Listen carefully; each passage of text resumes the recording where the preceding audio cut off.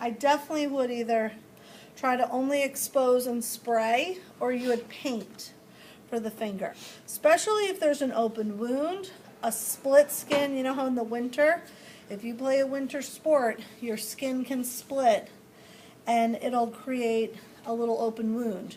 We don't spray directly into those wounds. So you spray cotton ball or Q-tip and you paint around anything that's got an open wound or an infected nail bed, okay?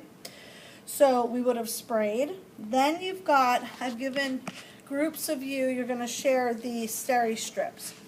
If this is a split skin, what you wanna do is cover the split skin and approximate it with steri strips.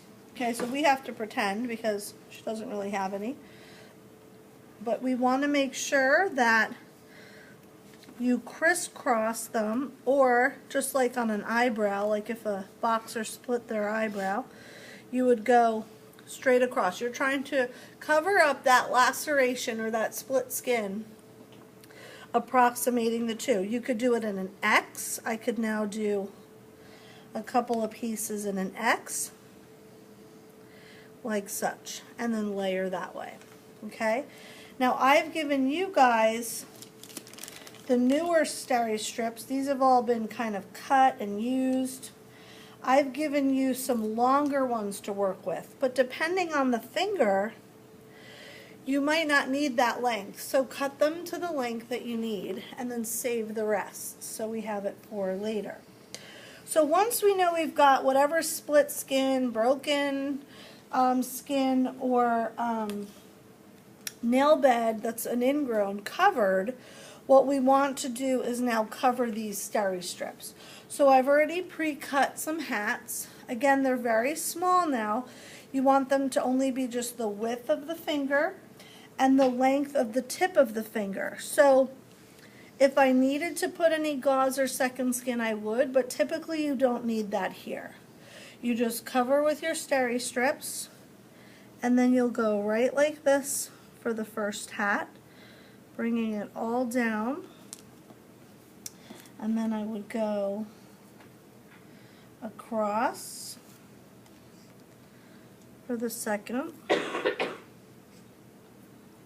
Okay, I could have even made that even thinner for Gigi's finger. I'm going to make this piece even narrower since I know what finger I'm using now. I'm going to do a small, skinny wrap around the tip of the finger. Okay, and then the last piece is, I'm going to make a small one, and I kind of rounded my edges, is to put another hat on top. Now, whether you do one or two, she's pretty covered now. I feel pretty good about that, okay?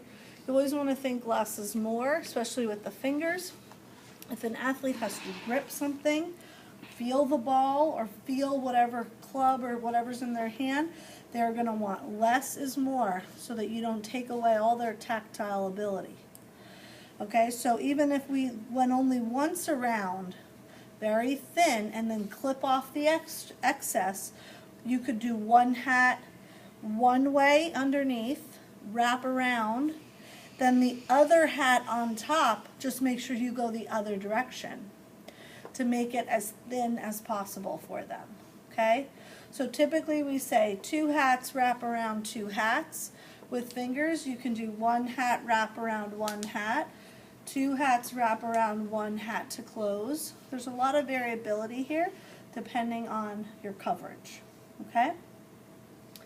And that's how we would leave that.